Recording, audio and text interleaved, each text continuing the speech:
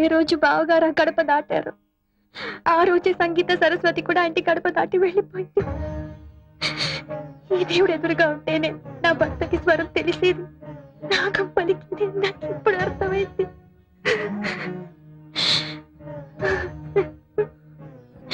మహాలక్ష్మిలా ఉన్నానని నన్ను మీ ఇంటికి తెచ్చుకున్నందుకు మందరలా ప్రవర్తించి అన్నదమ్ముల మధ్య చిచ్చు పెట్టాను.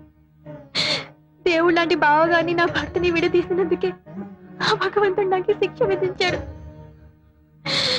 అక్క, నేను కోరుకున్నది ఇది కాదక్క. నాకు కావాల్సింది నా భర్త సుఖంగా ఉండడం.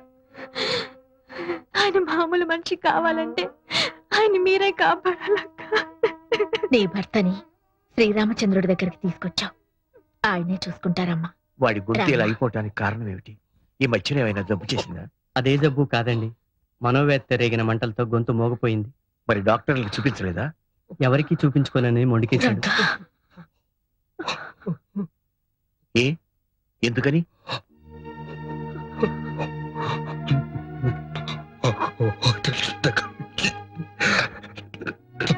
ముందు తీసుకున్నాను.